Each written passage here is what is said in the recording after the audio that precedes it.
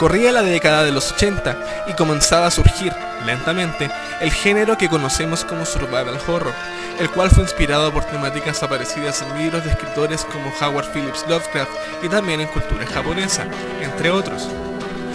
Uno de los primeros juegos que modeló el género, a pesar de no ser considerado parte del mismo, fue Haunted House, para el Atari 2600. Lanzado en 1982, el juego consistía en investigar una mansión de 3 pisos en busca de una urna. Tu inventario era sumamente limitado y la idea era evitar a los enemigos en vez de luchar contra estos. El concepto fue llevado más allá en 1989, cuando Capcom lanzó Sweet Home para Nintendo. Este juego es considerado el primer juego survival horror, pues sería inspiración para uno de los títulos más destacados del mismo género, Resident Evil. Sin embargo, otros juegos adoptaron mecánicas de juego parecidas, como Alone in the Dark, que fue el primer juego survival horror hecho en 3D, pero con escenarios pre-renderizados. Le siguió el mismo Resident Evil,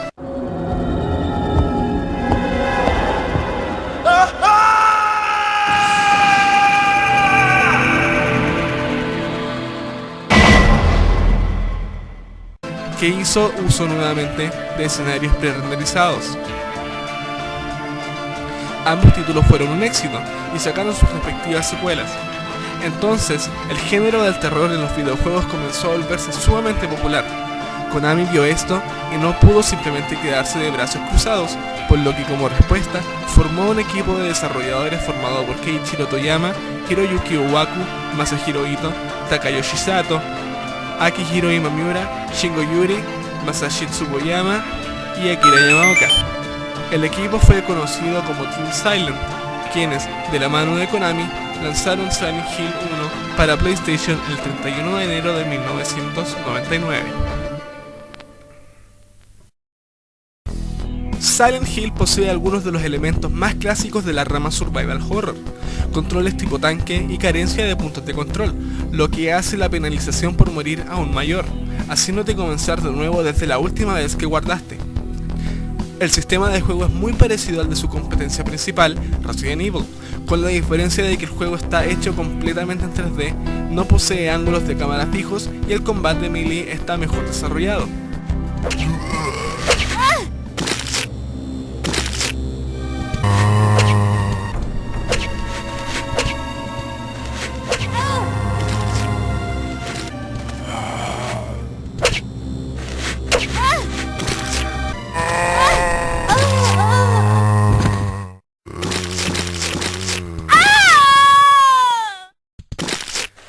Sin embargo, por alguna razón a nadie le gusta esta jugabilidad en Silent Hill, pero todos piden a gritos que vuelvan Resident Evil.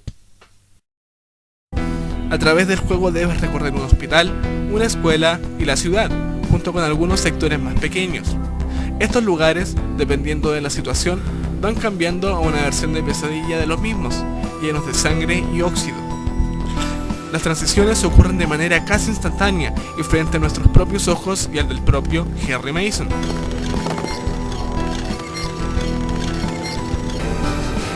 What is this? What's going on here? Todas estas secciones que el protagonista describe como el otro mundo, It's not me. This whole town. It's being invaded by the other world. My world of someone's nightmarish delusions come to life. ocurren en nuestra misma dimensión. La ciudad está diseñada para causar cierto sentido de claustrofobia. La niebla era espesa, hecha originalmente para camuflar los límites de dibujado de PlayStation. El concepto fue llevado más allá, hecho para que te sintieras vulnerable y perdido y no pudieras ver casi nada a más de 2 o 3 metros en unas calles gigantes. El ángulo de cámara, enfocado desde una posición un poco elevada, ayuda a que casi no se vea el cielo, produciendo un efecto mayor de confinamiento. En las secciones de pesadilla, la niebla es reemplazada por oscuridad total. Las calles, como se mencionó, son exageradamente grandes y sus nombres corresponden a famosos escritores como Dean Koontz, Ray Bradbury y Richard Bachman, un seudónimo de Stephen King.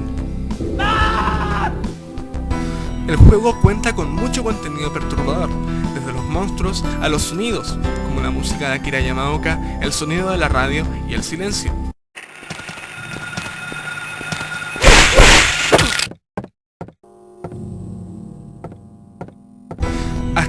puzzles, los cuales tienen una alta dificultad, a diferencia de los actuales.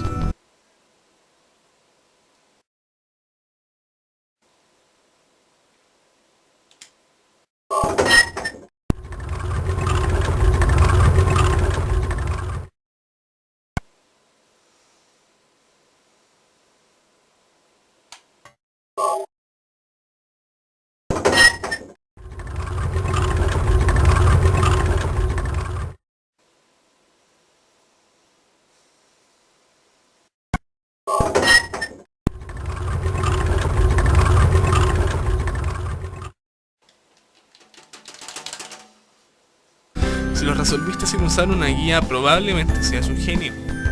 Hasta escenas que por entonces no eran muy comunes en cuanto a contenido audiovisual en términos de videojuegos.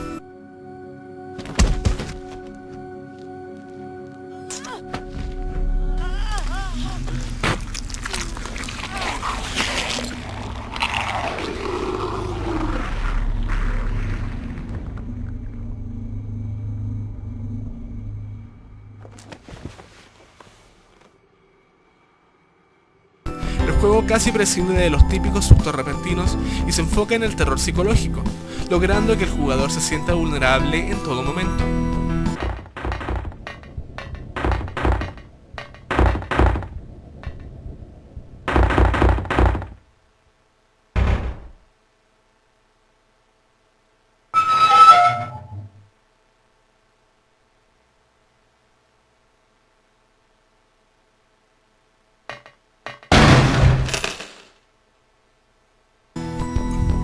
La historia está sumamente bien hecha. La actuación vocal es buena igualmente, pero posee ciertas pausas un poco extrañas entre cada línea, lo cual ha hecho que algunas personas lo juzguen como mala actuación. What's your name? Harry. Harry Mason. Sybil Bennett. I'm a police officer from Brams, the next town over. The phones are all dead, and the radio too. I'm going back to call in some reinforcements.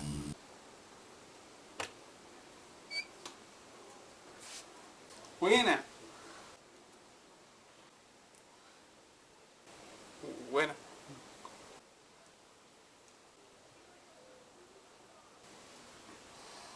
¿Cómo estamos?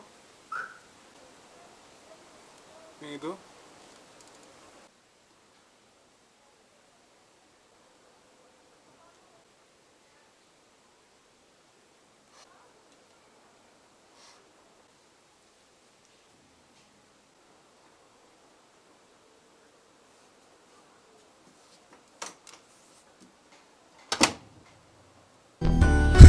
Si crees que esto es malo, entonces no has jugado Resident Evil.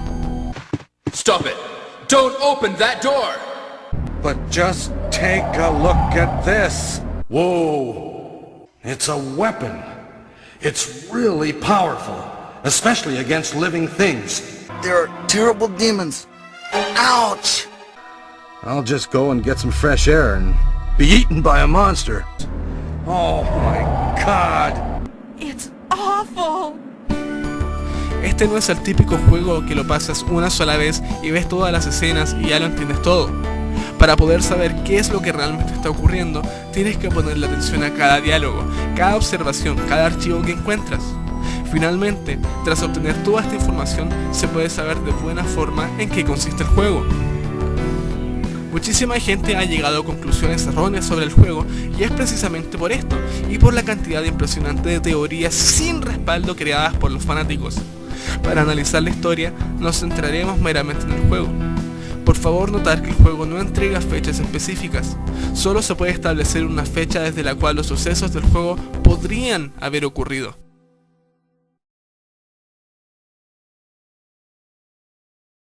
En el año 1900 nace Alessa Gillespie, una niña con poderes psíquicos. Alessa es hija de Dahlia Gillespie, una miembro importante de un culto demoníaco albergado en el pueblo. El culto hace uso de la Claudia Blanca, una droga que crece en la zona, para atraer a más gente a su secta. El propósito del culto es traer a su dios al mundo, convirtiéndolo en un paraíso. A ver cómo lo hacen. Para ello, Dahlia pretende usar a su propia hija, quien es consciente del plan del culto y se opone al mismo. No, I don't want to.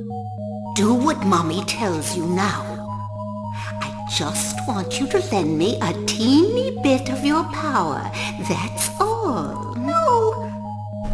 My daughter will be the mother of God.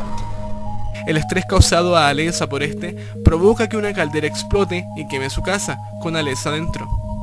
Durante el incidente, Alessa divide su alma en dos para evitar que el culto pueda ejercer el ritual en ella con éxito. Sin un alma completa, este no puede ser completado. Alessa es severamente quemada y el culto usa magia negra para mantenerla viva hasta que pueda dar a luz. Everything is going according to plan, sheltered in the womb. But it's not done yet. Half the soul is lost. That is why the seed lies dormant. Are you trying to say it won't work? No, these are just stalling tactics. We'll use a magical spell. Feeling this child's pain, it's sure to come. Michael Kaufman, director del Hospital Alchemilla, asigna a la enfermera Lisa Garland la responsabilidad de cuidar de la niña, quien estaba siendo mantenida en el sótano del hospital. Alessa, gracias al hechizo usado por el culto para traer a la otra mitad de su alma al pueblo, junto con el feto demoníaco dentro de ella, es torturada por una pesadilla interminable por 7 años, hasta que Cheryl, la otra mitad, regresa al pueblo junto a su padre adoptivo, Harry Mason, para pasar unas vacaciones. El auto de Harry se estrella y cuando despierta, Cheryl se ha ido. Al momento en que Cheryl ha llegado a Silent Hill, el alma de Alessa está nuevamente completa y usa su aspecto de Cheryl para esparcir el sello de Metatron por el pueblo.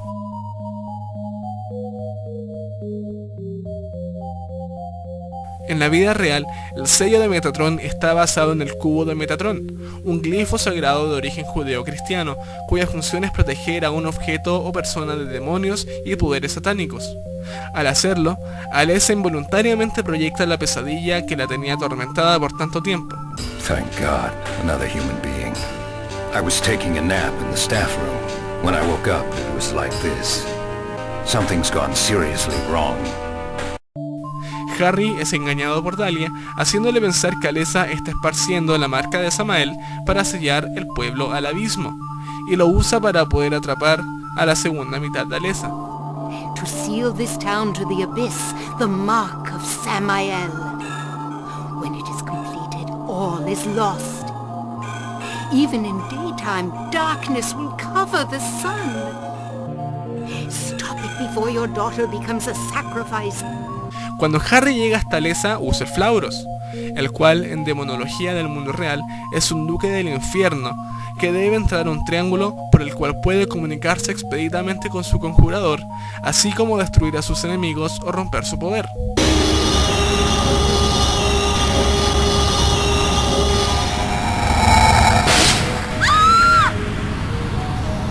Permitiendo a Dahlia acceder a ella y llevársela para concluir el ritual. Luego, Harry encuentra a Dahlia junto a Alessa, que ya ha recuperado su forma original. Where's Cheryl? What have you done to her? What are you talking about? You've seen her many times, restored to her former self. Kaufman llega para detener a Dahlia y evitar el nacimiento del dios, y usa Glaufetis para hacerlo. Glaufetis! I thought I got rid of that! Ha! You're easy.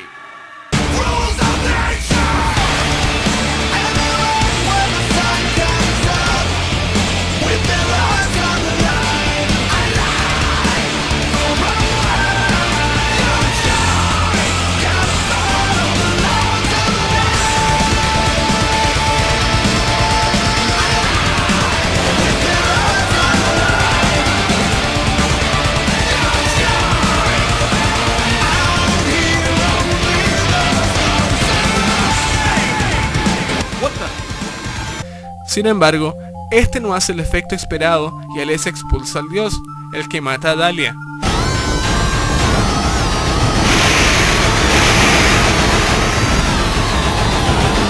Harry derrota al dios y Alessa reaparece para entregarle un nuevo bebé a Harry y señalarle la salida. Harry y Sybil escapan, mientras que Lisa se lleva a Kaufman a donde sea que se lo haya llevado.